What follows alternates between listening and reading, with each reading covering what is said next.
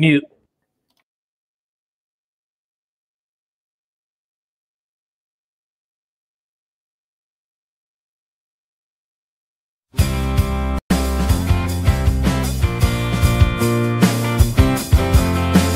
It's time again, come gather round.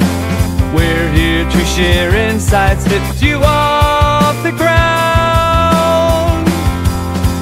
With culture and wellness and harmony they flow, helping you thrive, that's how we grow. Every other Monday we bring you cheer. Sumana, Ashley, and Felipe are dear. Strong, the team's bright, it is ahead, building a workplace where passion is spread. Tune in, meet it, it's a brand new height. Healthy, happy, let's make it right.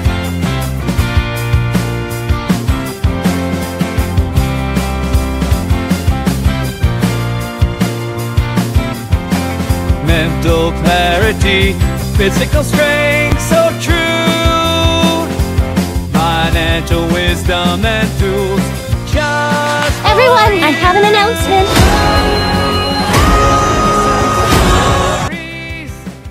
Insights that shine.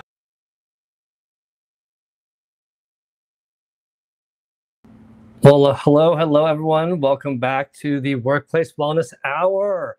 It is Monday, March 31st, and we are back for another great topic today of the future of the workplace. And today, specifically, it's the future of workplace wellness and how AI and peer support is being impacted. Is it a helping hand or a digital divide? So we look forward to you all joining us. If you're joining us, feel free to let us know if you're watching us live or team replay in the chat. As always, we don't know if you're watching if you don't put it in the chat. So let us know where you're watching from, what city, state, country.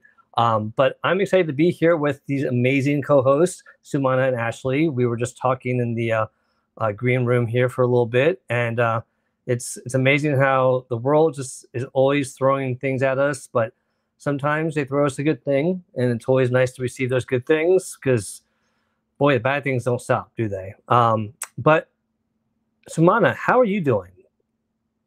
I'm well. I'm very happy. I loved the intro. It always brings a smile to my face, Felipe, and being in this room with you and Ashley is the best thing I like to do every other Monday night. And this is lucky because this is our third time getting together this month, because typically we only have 2 shows. So this is a bonus show, everyone. So I'm happy to be here and just learn from you, but also talk about peer support. It's definitely one of my it's a strategy that I feel like a lot of workplaces are currently leveraging. So happy to dive into that a little bit more. But just a good evening from Calgary to everybody who's joining us live.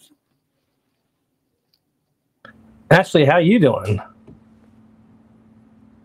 I'm doing pretty good. Yes, I'm also really excited to talk about this. AI is like changing so many things and so quickly. And so I'm really excited, like Sumana said, to learn from you both and to hear both of your opinions. And I feel a bit of a debate brewing a little bit, or at least, some discussion from both sides of the fence. So tonight should be a fun one.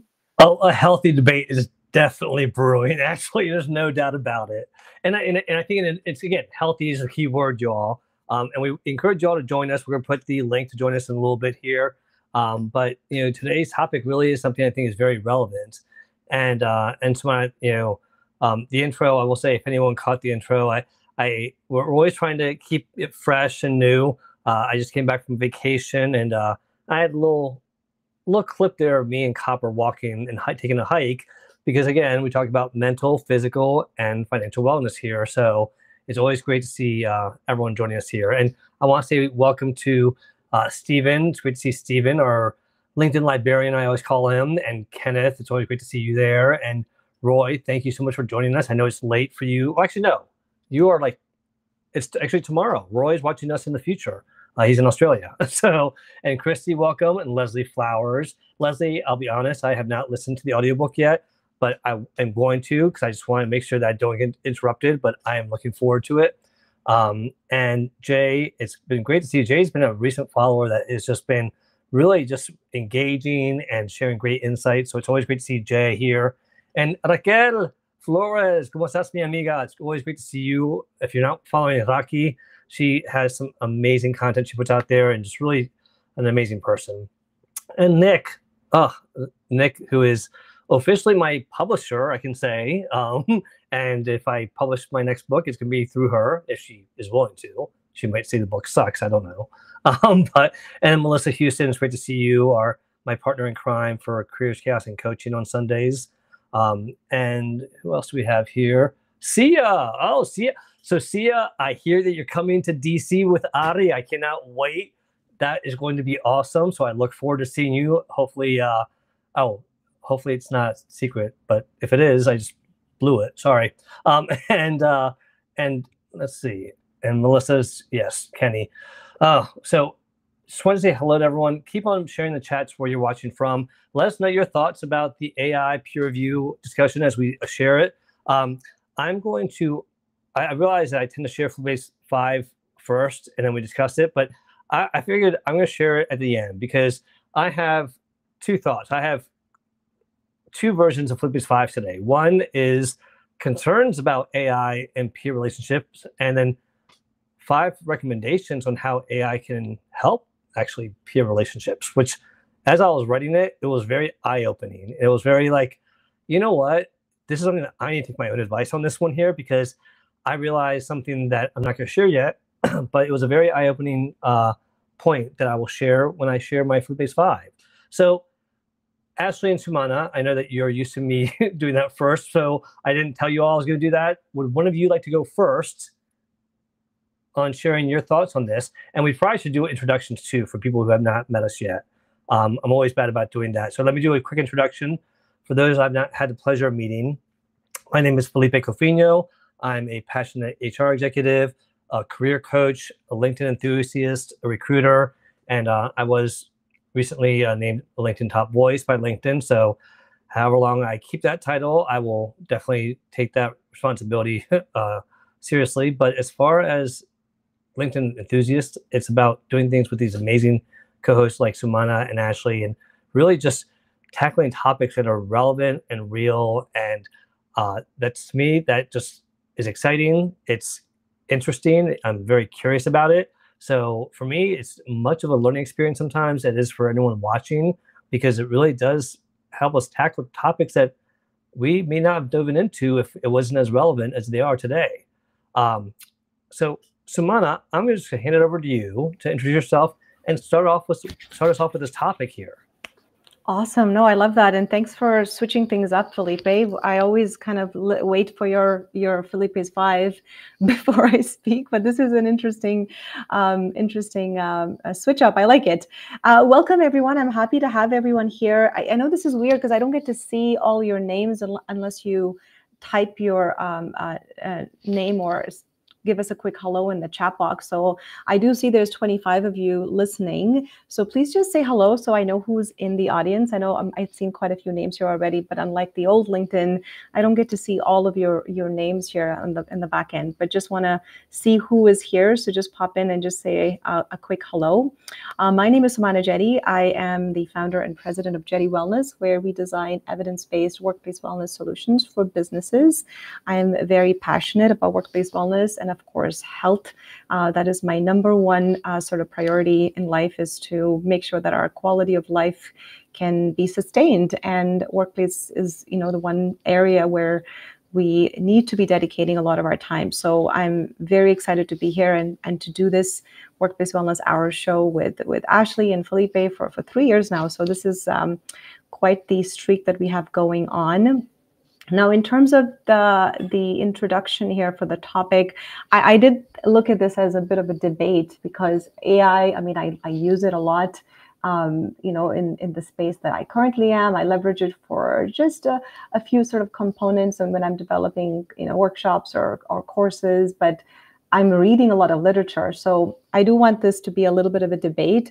Now, I guess my first sort of point here is when I thought about peer support, the challenge that comes to mind, in terms of, what is the demand that the workplace or the individuals are experiencing is isolation. So perhaps some of you with the comments here can tell us if you feel or have felt, isolated in your working environment, in your work environment, in this, like in the last couple of months or even this year, because we are still doing a lot of hybrid work, and being isolated from your work community can cause a lot of impact to your mental health and well-being, and also then to your physical health and well-being as well. So social isolation being a number one kind of demand that we're hoping to tackle, peer support is like an incredible resource and a strategy to combat that. So when we feel like, there's that statistic that I think we've talked about here many times, we spend a third of our lives working, and some of us entrepreneurs, Ashley, you can give me a nod here or a thumbs up, but some of us are working more than our regular sort of 35, 40-hour work week. So this becomes even more kind of important, is like our relationships with our colleagues, our family, our friends, and how do we engage in those sort of healthy behaviors within our work environment. So peer support in literature is like a phenomenal resource, strategy, and a buffer, just like social support, towards burnout. So when I think about leveraging AI, what comes to mind is like the implementation of it. So this is where I would probably want to talk more about is, I think there are some benefits of having AI, merge us with the right peers in the work environment. But then the risk is, are we losing that sense of belonging, and are we losing connection with our community through this automated sort of space? So I think where I'm going to land here, and I'm not going to speak too much about it, where I'm going to land here is, I do believe that we need peer support networks and peer support as a way to have those high quality connections and relationships for that sustainable wellness. But where I feel like it's a challenge with this disconnection that we are already experiencing in the work environment, is it going to lead us towards asking AI for all of our questions? Is AI becoming our therapist, and is AI becoming the peer?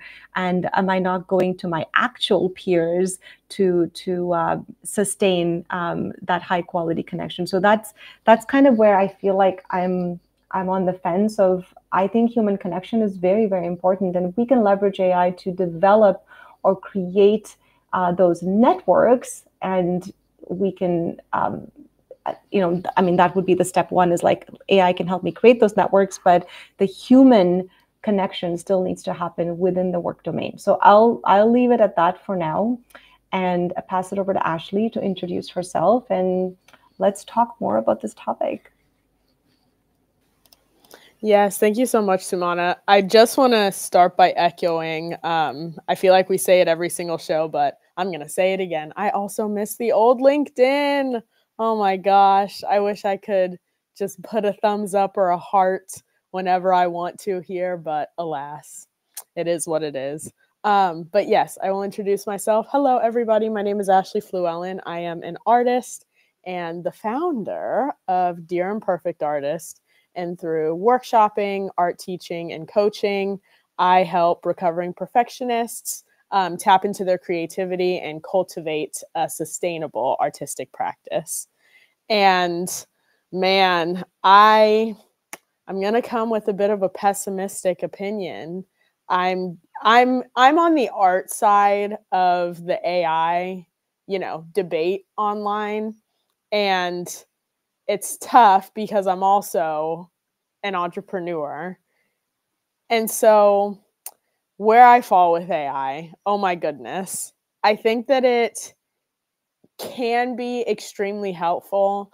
I do worry, though, about where it's headed.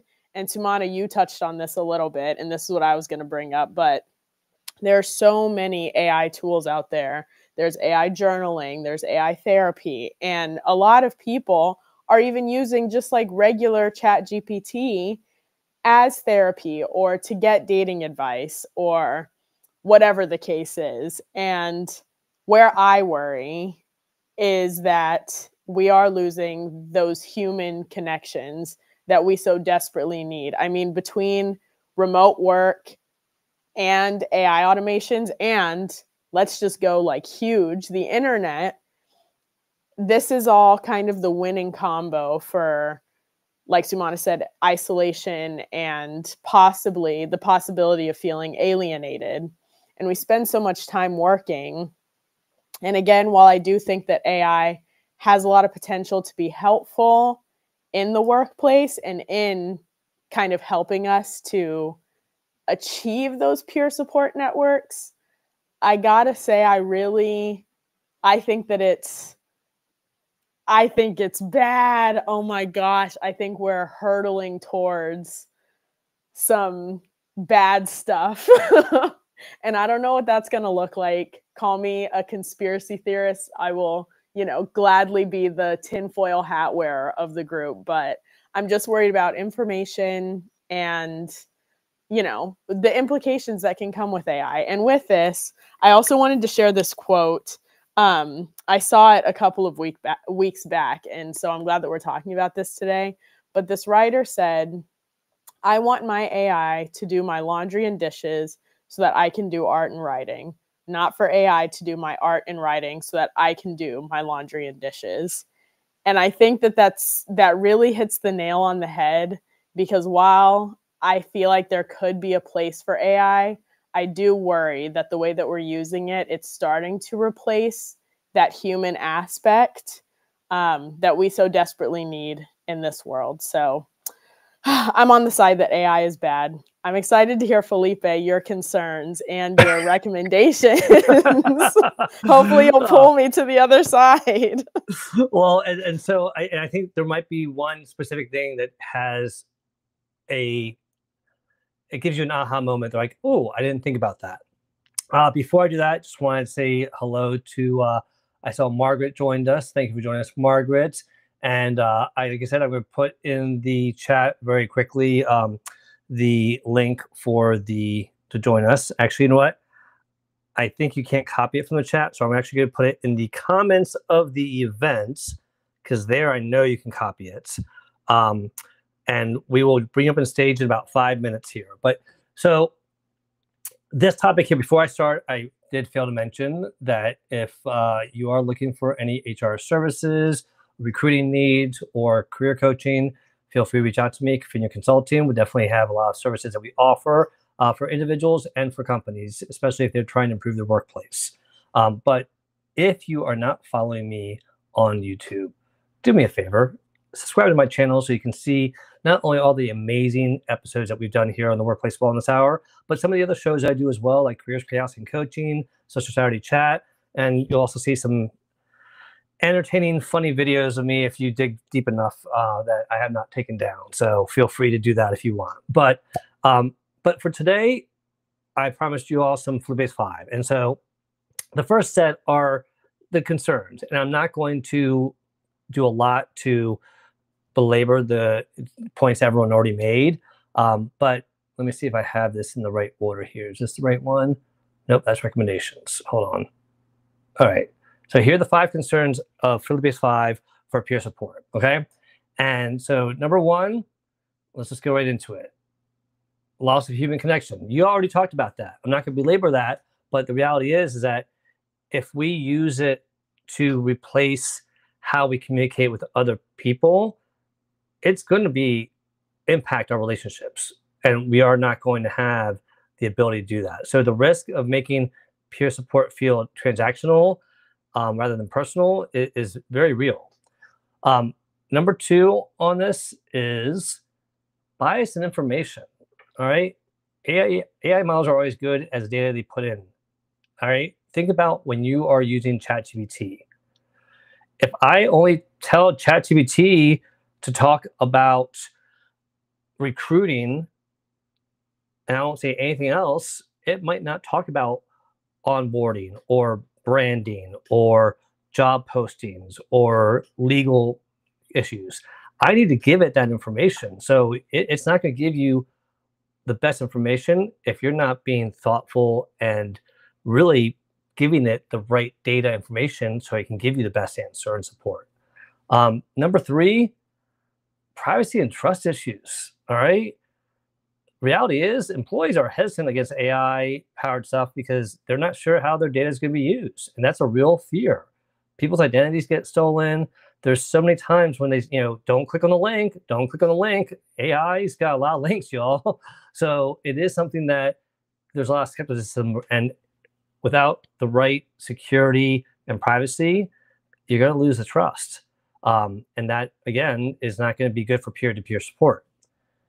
Number 4 here is emotional intelligence gaps. All right. Let me give you this example, because again, I think y'all have heard all this before, but the best example I can give you is how many of you, and share this in the chat, by all means, tell me in the chat, how many of you all have gotten a text message from somebody that when you got it, you're like, all right, I think I'm a little pissed off at this. And when you talk to the person, like, no, I didn't mean that at all. They totally meant it a different way. Well, the reality is that things can be misinterpreted, and you don't have the ability to demonstrate emotional intelligence always with AI. So it's not going to be as effective, and if anything, it's going to be damaging for that peer-to-peer support. All right, number 5 here. Oh, where'd it go? Oops, I skipped. Oops, sorry. Wait, hold on. Yeah. All right. Overdependence on AI. So you all have heard me talk about this. People say, oh, AI is going to replace me in my jobs. Well, if you depend on it to do everything for you, then why do I need you? That sounds really cold and blunt, but it's the reality. If you're letting AI do everything for you, then I just need AI. I don't need you.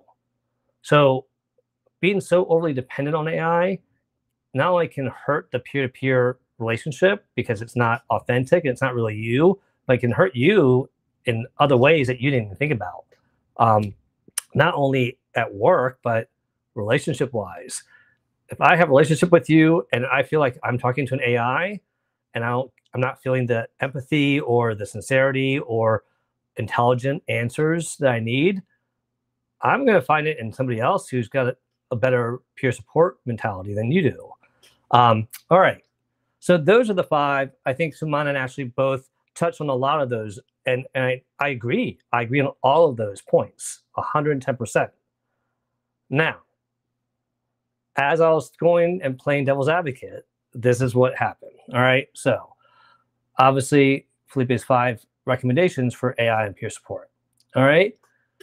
Using AI as a tool, not a replacement. All right. Now, we talked about this before. I just said it. If you let it do all the work for you, it's going to replace you. So again, nothing too new here. I'm not going to belabor this point, but have AI be a tool for you and make sure that it still has your voice, your mentality, your sincerity in it, and don't let it do things that deserve a human touch.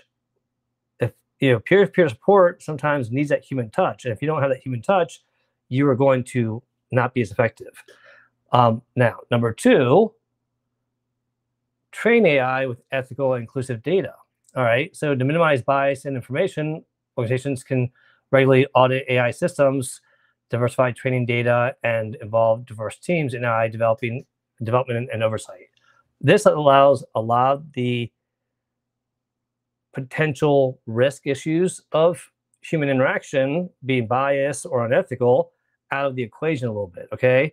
Also, it's very much not a bias as far as the person because it's AI being trained. So there is some benefits to AI training in those cases, okay? Now, that's just one small case. That's not the aha moment here, y'all, don't worry. So prioritizing transparency and privacy. Obviously, clear communication. AI collects a lot of user information, and it is something that trust is essential. But if we show and are being transparent with AI and let people know, hey, here are the security measures we put in place. We have dual authentication to protect you. We have this firewalls here to protect you. This is what our IT team is doing to protect you. Those are things that we need to know if we're going to be using AI to make sure that we're not putting ourselves at risk. All right. Now, blending AI and human empathy. So this is when I was writing this one here. AI can assist with initial guidance, resources, recommendations, scheduling, but human connection should always be accessible when deeper emotional support is needed. Now, I kind of just said that earlier, but here's where the aha moment I had was, and it may be obvious to you all, but to me it was this. AI has allowed me to save time. I have gotten more time back in my life because of AI. Things have become easier, quicker, more efficient. I don't have to replicate things all the time. Things can be done for me that were very time consuming. Those are benefits. Now here's the aha moment. What are we doing with that time?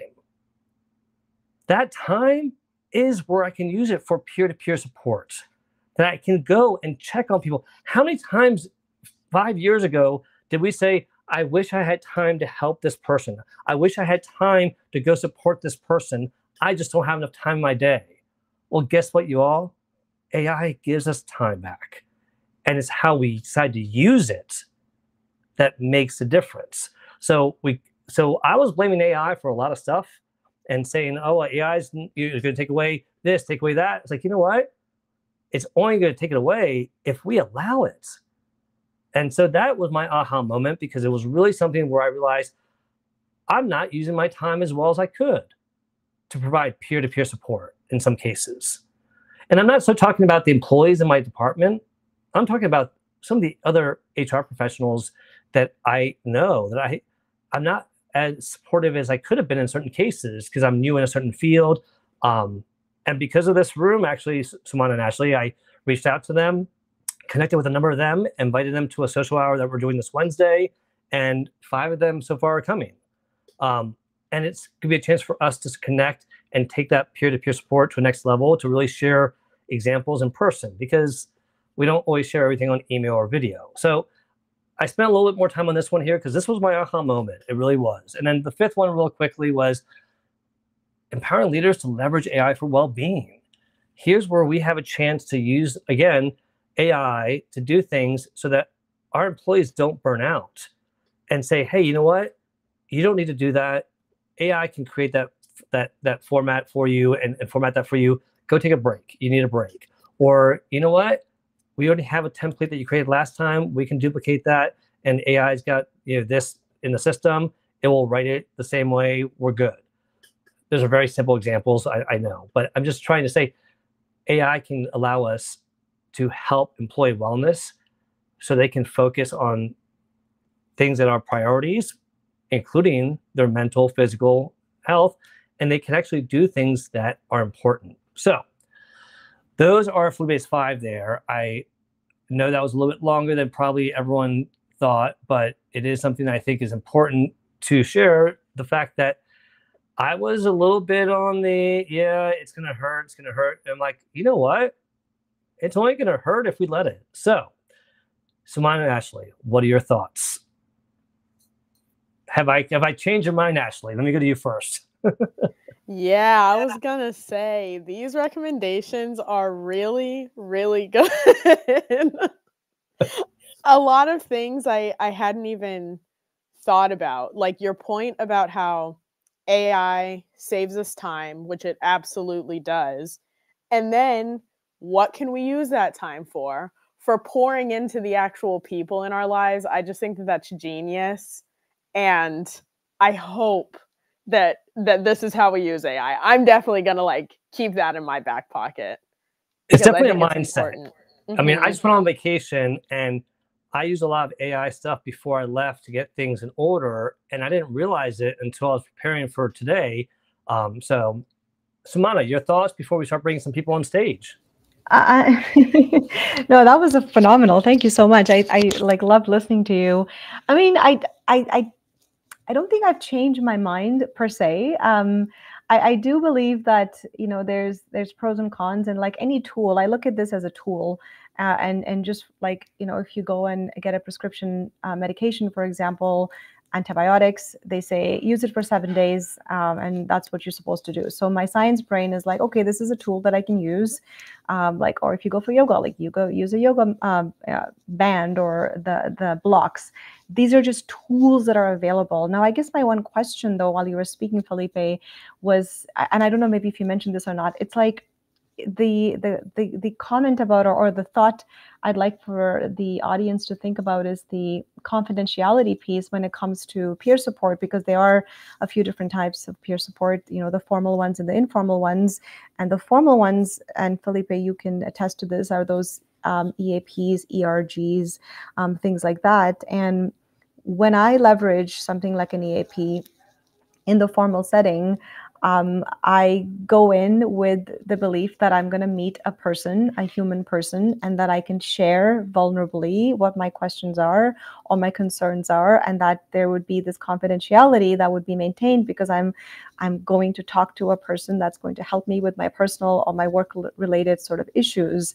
Now, the concern with AI, although I do think that it's a good, again, tool that we can use to connect people, I do believe when it comes to like EAPs and ERGs, for example, like we do need to sit down and have a conversation with a person, because I don't want to be sharing, you know, say work-related stuff or manager type stuff or anything that could be causing me distress or pain or anything vulnerable.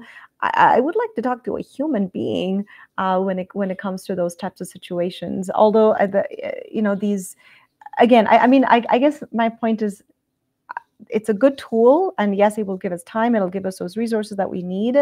But Sandra mentioned in the chat box or in the live chat here, you know, garbage in, garbage out. What are you feeding it, and what do you need as an individual and as the organization for the culture that you're trying to create? And if that culture is, we want our ERGs and our EAPs created in a way that these networks are going to allow us to share confidential information and give us that emotional support, that knowledge sharing that we need in that safe space, I think a human touch is needed in those environments, especially with burnout and stress and all those things where I wouldn't feel as comfortable talking to an AI as I would talking to a human being.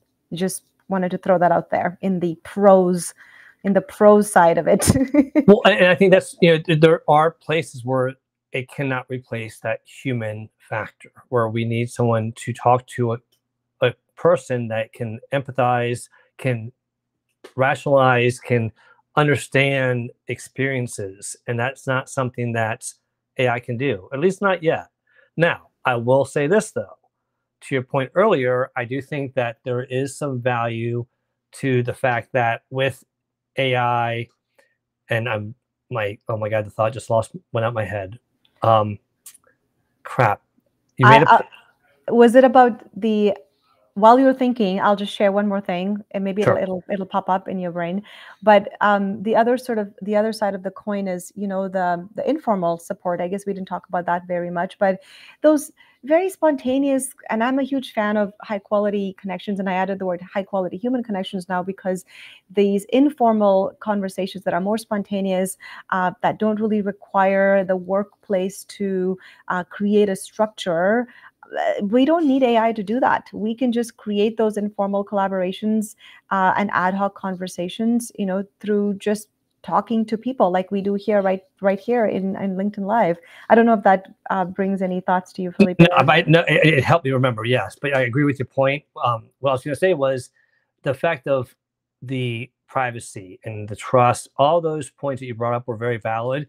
It goes back to what I said earlier, is there has to be transparency. There has to be transparency and communication about how people are protecting your privacy and security and making sure that they're doing things. Because if they're not, then you should have the red flags up, and you shouldn't trust the AI, because it's like, are you going to click on a link from someone you don't know, or are you going to click on a link that came from your boss at work? Well, clearly the one from your boss at work is a little more secure because you have things that you know are in place to protect you. But if you got a random email at home from someone you didn't know, you're not going to touch that. So unfortunately, not all employers out there are good at being transparent and communicating effectively. And that's why we have an issue sometimes.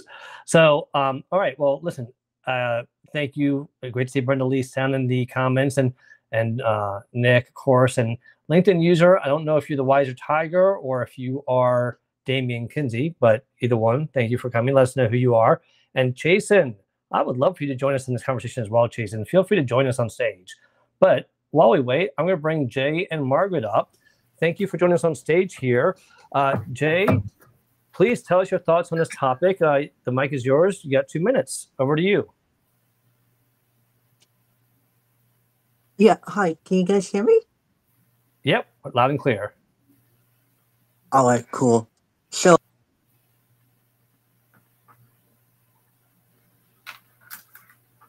oh, Jay, I think we lost you.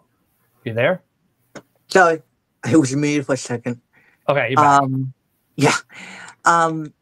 Yeah, so I love this topic about AI and how it should be used. I was mentioning in the private chat earlier that I think one of the things we should be thinking about is what setting are we in? I mean, I'll give you my own example. You know, when I go into a doctor's office, I expect that my situation, my information is to be kept confidentially. But do I want an AI AI robot to keep that information? I don't think so.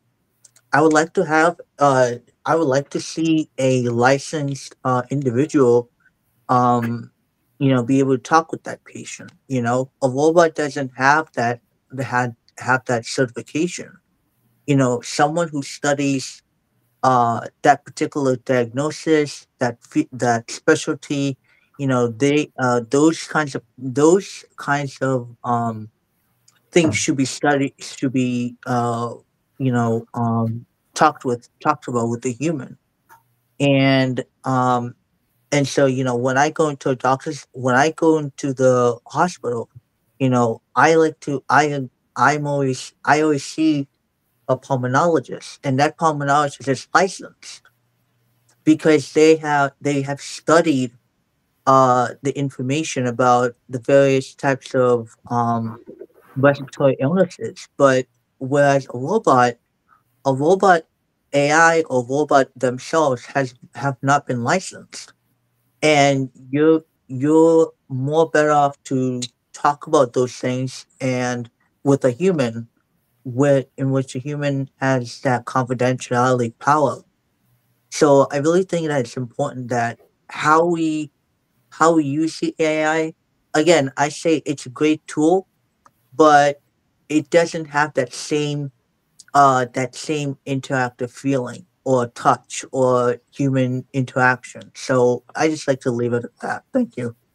Jay, thank you. You brought up some great points here. And before I dive into it, just want to remind people that we only have about 21 minutes left in the show. So feel free to join us on stage. And go ahead and repost the room to let your network know that we're going on live in case they want to join the conversation. But Jay, you brought up just a great point. You know, AI, they don't have degrees, certifications, licenses. You're absolutely right. But here's what you made me think about, and this is what's scary. People like yourself are intelligent enough to say, no, I want to talk to somebody that has the experience, knowledge, education, whatever, licensing, because that's giving me confidence in what they tell me. But here's the problem. How many times have we heard people listening to someone on TikTok saying, oh, do this and it will cure this? They're not medical licensed professionals at all, but because it was on TikTok, hundreds, thousands of people decided that they were going to listen to them and it was good advice. And so, unfortunately, there are people out there that are not going to do the due diligence like you and make sure that, hey, this person's credible. That's why there's that problem, because right now, those fakes that AI creates of people, it's pretty impressive, but you can still tell, right? Well, 10 years from now, do you really think we're going to be able to tell? And that's what scares me. That's where we need to have some control and some security and privacy set in place. There's got to be some laws that prevent people from being able to do that, because that is where we're heading. But and Felipe, just one more thing before I Sure. forget, and I'll move after that. But you know, we in the especially in the healthcare setting, you know, we still need those licensed doctors and nurses to help us, you know, get to that appropriate department. You know, we still need them to for research and, you know, new medical studies, you know. Even when, you know, when we have that, you know, that special care at home, right? We need those kinds of services, and that service cannot be provided by AI or robot. I still get that service by a human being because I know I can trust that individual because they are licensed. They know what is the best treatment, what is the best Exactly. way No, to treat this person or that person. So that's something I just want to touch base on, and no, I'm I'm glad out. you brought that up. Thank you for that, Jay, because you know, and I just, you know, it goes back to, and I'm not bashing TikTok, y'all, because there are people that give out some great little tips and hacks and advice on TikTok, and it's very valuable. I'm talking about specifically Jay's example of health, you know, medical advice. I am not going to go to TikTok for medical advice. I honestly, ChatGPT. I'd rather go to ChatGPT than TikTok because I feel like ChatGPT at least will search the internet. But even that is not going to be where I'm going to lay all my, you know, put all my money in. Because the reality is, like Jay, I want to talk to somebody who is licensed and professional. So it is very specific to the setting, to the experience, to the situation. Sumana and Ashley, well, I'll hand over to Ashley and then hand over to Sumana to introduce Margaret. But Ashley, what are your thoughts about what Jay shared?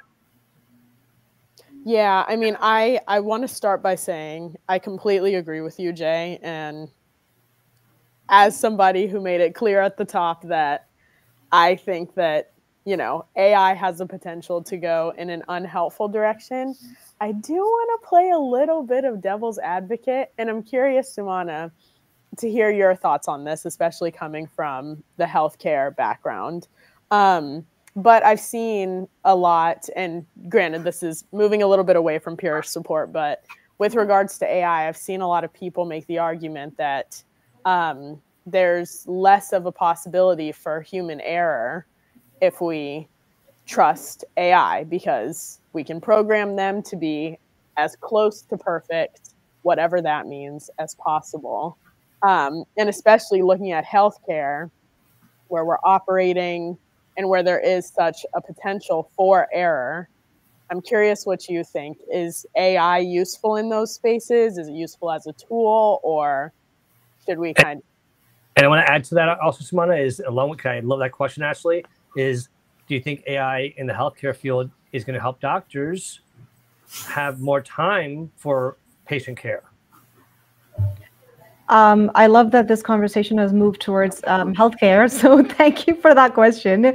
I think, we can definitely talk about this more perhaps in another room, but the only comment I would make is just I had made earlier, which is like, it's a tool. Can we use, you know, and this isn't new, we've been using data and evidence and algorithms and logic for decades now to help us you know, create better systems so that we can give you the quality of life, the diagnosis, the prescription. We've been doing that for years, so nothing's really changed in that space. You know, can a tool make my life easier, and is that tool reliable?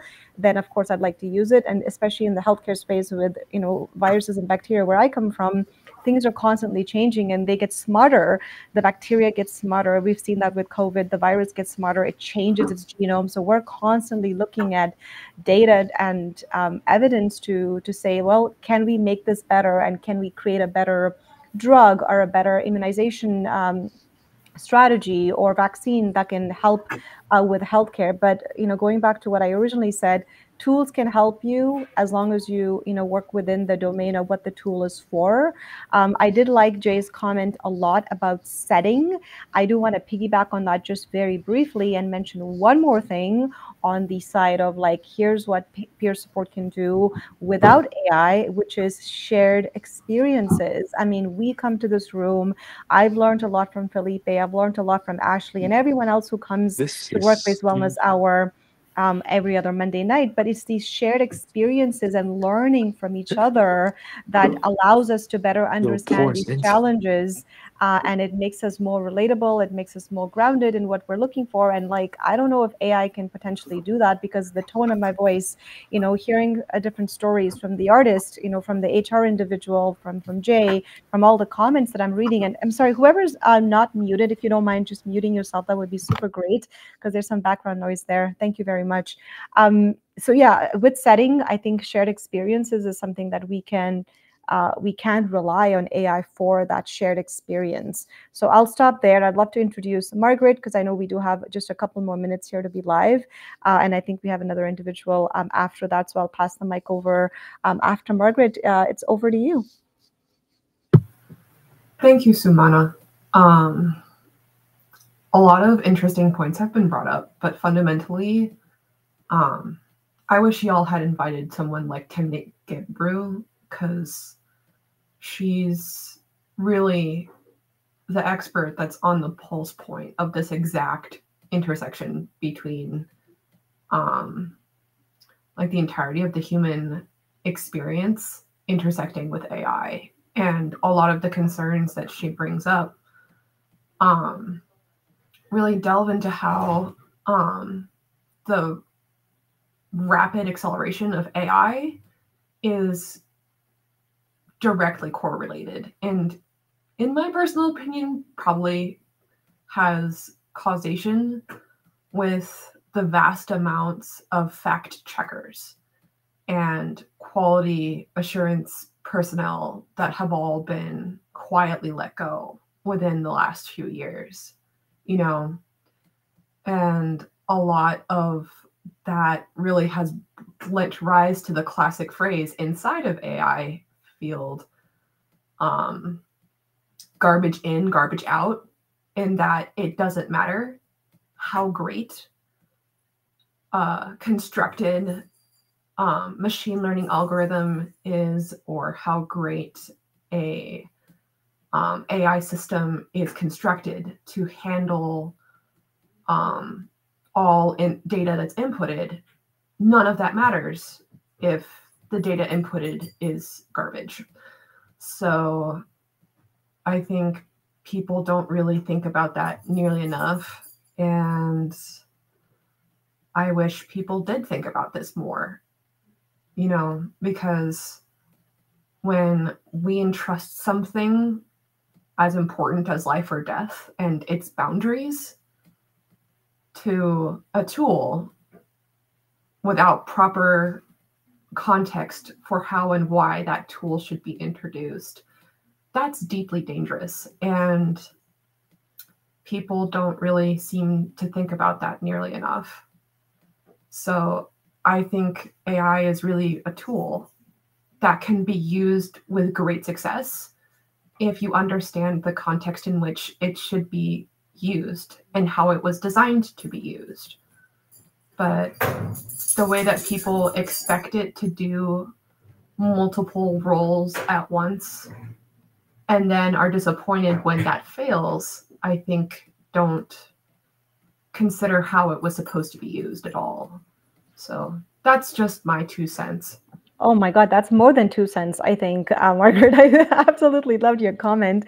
I mean, especially, and it hasn't been brought up yet, the quality assurance piece is extremely, 2 points I'll make. One, I love the quality assurance piece, because I think in the health and wellness space with, programs that, I create, any kind of health related initiatives that I've been a part of, we've always had QA conversations and protocols in place for the effectiveness or the efficacy, the safety of the program. And we're always working, with individuals to ensure that there's compliance and there's that feedback for that continuous improvement.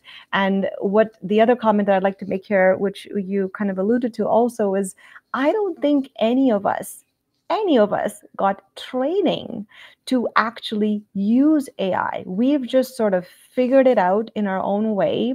And we've just kind of used it in whatever way that makes it okay for us to use. And I don't think there's a standard way. Yeah, go ahead, Margaret. Which is fascinating and also a little bit disturbing because I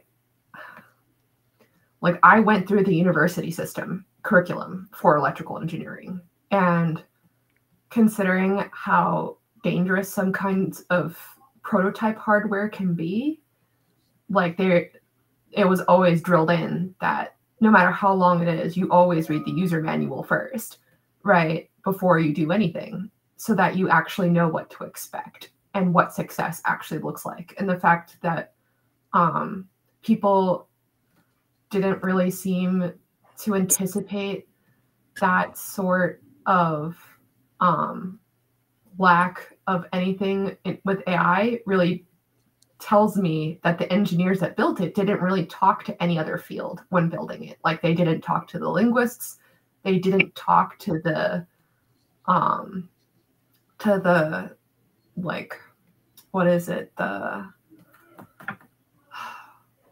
the psycholinguistics crowd at all, or any of these other fields I could think of if I had more time in this conversation, that I think would have averted a lot of these kinds of things. Because, when you enter a space, people put signs up to give context as to how one should expect to enter and exit the space without causing disruption or destruction to the property itself. And it blows my mind to think that people didn't think about doing this with AI. It's really kind of crazy to me. Yeah. And I really hope I've been going. Oh, Margaret, we've lost your audio. But also, does anybody else hear her, or is it just me? But I think I'd pass it back to Ashley. I know we're running out of time here. Yeah, we lost the audio, but okay. Ashley, actually, real quick, before we pass it to Ashley, I just wanted to just say that I do agree with the training thing. I think that is a huge thing. But reality is, we never got training for Google. We never got training for Facebook or Instagram or TikTok. We all figured it out. I'm not saying it's right. Don't get me wrong. I agree. There should be training. But the fact checking, that's a huge thing. That's a huge thing for me as well. Because the reality is, I think one of the most common phrases that we're going to start saying is, I'm unsure what's real. And that's kind of scary. But Ashley?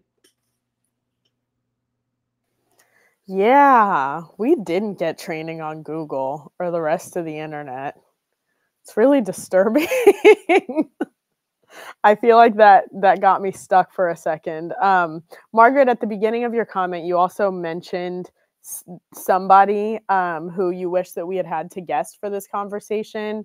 And I wasn't able to write down the name, but if you could leave a comment with that name, I think that it would be great for us to continue this conversation since it is so rich. But I know that we are close to the end, so I'm going to pass over to Stephen to give us your comments. Stephen, the stage is yours.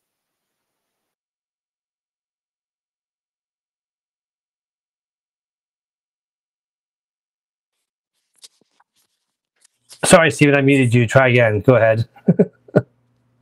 You there, Stephen? Hello? There you are. Go ahead. Hi, guys. Sorry, I'm having some tech issues. I know we're running out of time, but I just wanted to condense my thoughts into one simple question for you guys. How do you think AI is going to influence our ability to interpret nuance, as opposed to black and white thinking?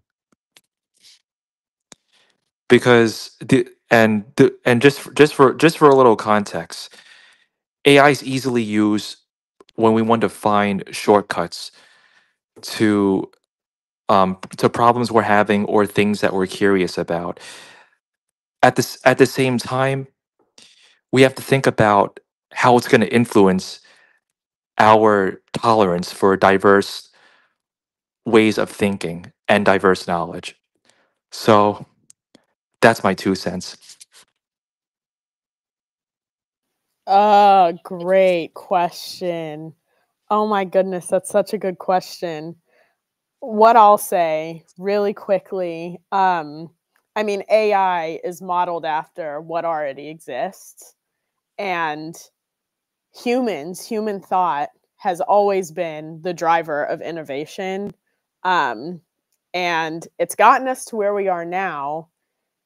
And I'm worried about if we do rely on these sorts of tools and use them to replace human thought. I agree with you. I see a reality where it becomes a lot more difficult to interpret and think in a nuanced way. Oh my gosh, that's a good question. Felipe, Sumana, I want to hear your thoughts. I gotta say, what came to mind when you asked that question, Stephen, was our future generations. How are they going to, because of how much AI is going to advance, and how much are they going to learn? How? I mean, right now, I'm already concerned about social skills of Gen Zs and even some millennials. No offense to either one of you all, about some of the social skills that we all learned because we didn't have computers, social media, and we had to interact more. So, are we going to lose some of that? And I think that AI can interpret a lot. I mean, it can, but again, it's like Margaret said, trash in, trash out, but it can only be as good as what you give it. If you give it negative sentiment, it's going to provide negative energy and responses. So yeah, that was a great question, Stephen. I don't know, but Sumana, what are your thoughts? I mean, I'm blank. I mean, as someone who lives in the gray, I'm not really a black and white person to begin with. I guess I don't really know how to answer that question. I do agree with both Ashley and Felipe here. Like, it is, I've heard so many young people say, like, I don't know what the word is, and if folks, if you're listening, if you want to type that in, if you know what it is, but I read that there's a new kind of phobia that young people are experiencing, and workplaces are now trying to give them training on that. And you're going to be really surprised as to what that is, because I'm like, I can't believe that this is a phobia now, but it's that young people don't want to speak on the phone. They are so used to texting and Snapchatting and using Instagram and TikTok DMs that they don't know how to talk to someone on the phone. So workplaces are now providing training to young people so that they can interview better, so that they can be ready to enter the workforce after they leave university, because they just rely on just texting and typing. So I think that's a problem that we can anticipate in the future. And it's almost a new element of training that workplaces are willing to pay consultants to come do that, because they're like, I have a team member who does not want to talk on the phone. So I think we're heading towards it's a dark place if we can't even talk on the phone. And you know what? One thing I want Stephen for you to respond. The other thing is, AI is subject to so much error, and we've already talked about that. But think about something as simple as words that can be confusing. The word lead. Am I talking about leadership or lead the metal? Right on. So, Stephen, what are your thoughts about our answers? They weren't probably the most succinct answers you wanted, but what are your thoughts about your question? Honestly, guys, this was on my mind. I was going to write a post about this, but I had the perfect opportunity to verbalize it instead. So you gave me like a terrific stage to do it, and for that, I thank all three of you. I keep AI at arm's length. I've never used ChatGPT in any of its iterations, and I don't have anything against generative AI, but I have no intentions of using it anytime soon. not necessarily that I'm skeptical of it, which I am like to some extent, but I'm not like against it. But all three of you made some great points, and that's exactly where I was headed with this particular question. AI cannot replace Felipe's experiences living in DC or Nick's experiences with her aspirations of launching her own publishing company. It cannot replace my experiences helping authors. No matter how hard we try to find an answer quicker than Google, AI simply remains to be seen. I need more information to know whether I can trust it or not. And that's something I encourage all of you to think about. Thank you. Well, thank you, Stephen. That was you gave us a great thought-provoking question, and it really was something that I think made us all think. And I love that you're keeping it at arm's length. I mean, I think the written word is gotta be kept safe, and you're doing a great job of that. For me, I don't want AI to be creative. I like my creativity. I want to lean into my creativity, and I think actually you can understand this too. But it's one of those things where, for me, I'm not looking for AI to give me creative ideas or solutions.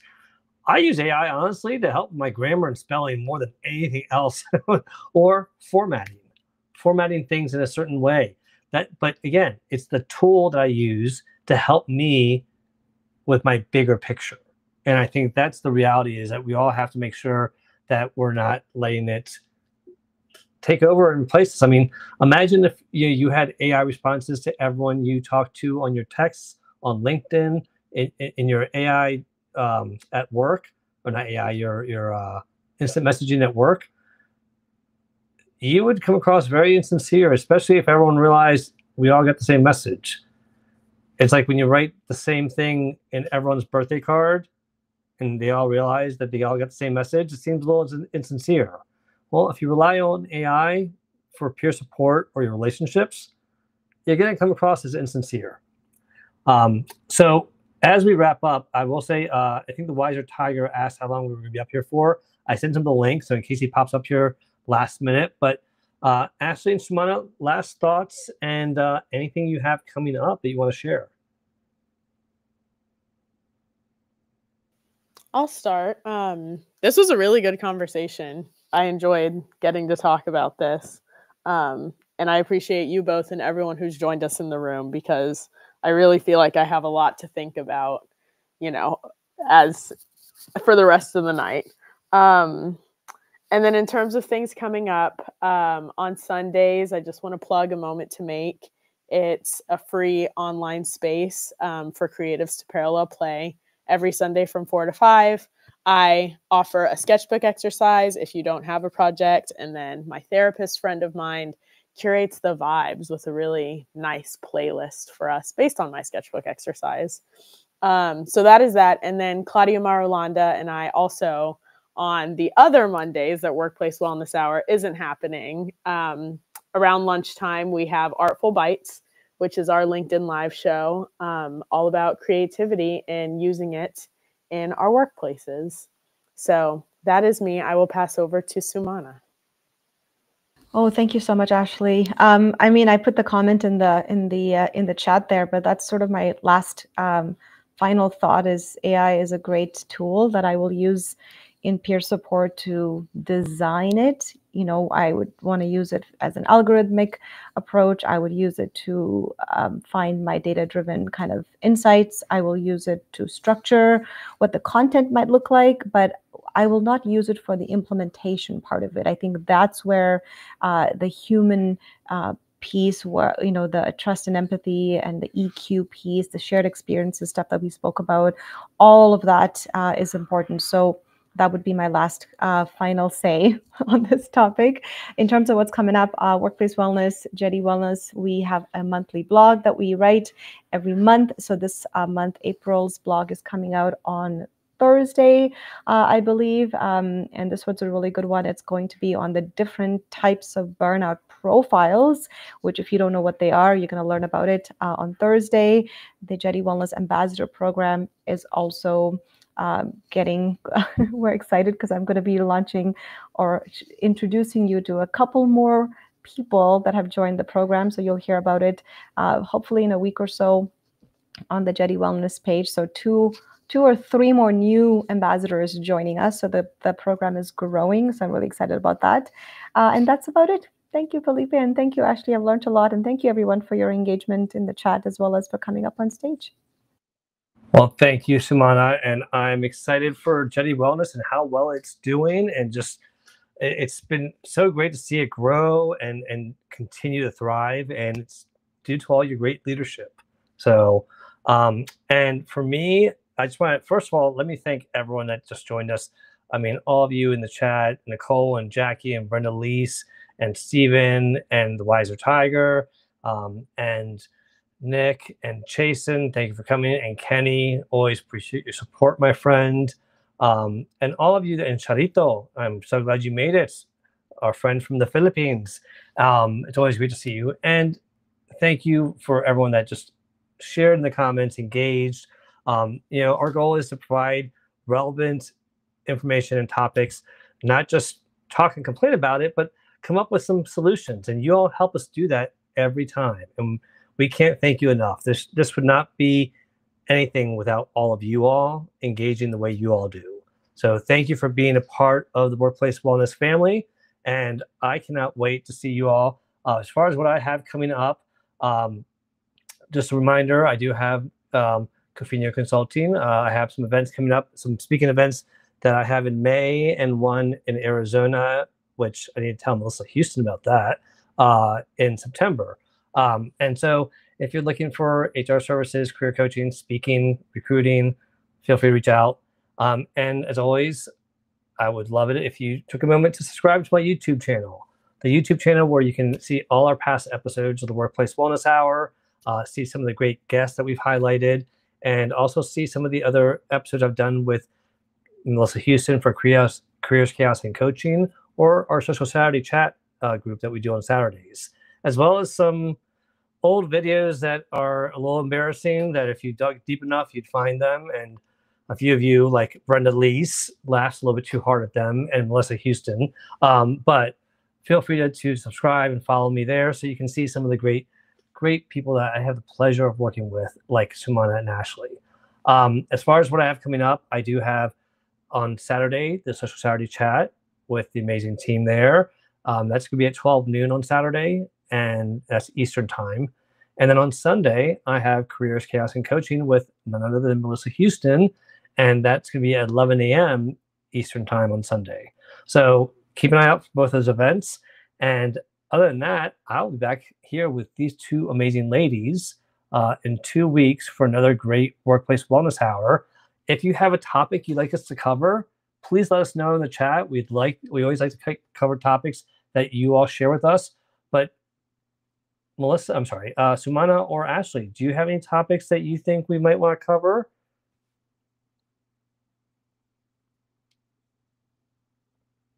Oh no, you know what?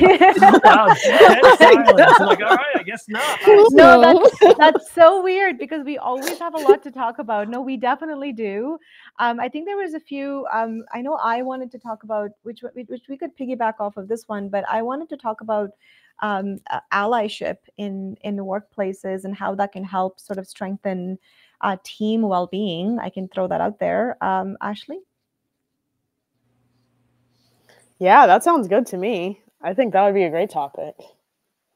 All right. Well, we also have some other ones that we've touched around, but again, feel free to share your ideas in the chat. We would love to see them. And I really appreciate all the great comments and kind comments you all shared about the topic today. It really, again, the people that came up on stage shared a lot. The people in the comments, you gave us a lot of great comments to discuss. So thank you for making this a valuable session. And we look forward to seeing you back here in 2 weeks. So Sumana and Ashley, have a great rest of your night. You too. All right. Bye, everybody. Bye, everyone. Bye, Ashley. Take it easy, my friends.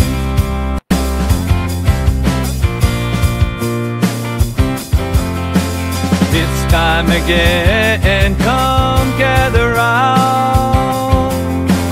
We're here to share insights, lift you off the ground. With culture and wellness and harmony they flow, helping you thrive, that's how we grow. Every other Monday we bring you cheer. Sumana, Ashley, and Felipe are dear. Strong the team's bright and days ahead, building a workplace where passion is spread. Tune in, meet it, it's a brand new height. Healthy, happy, let's make it right.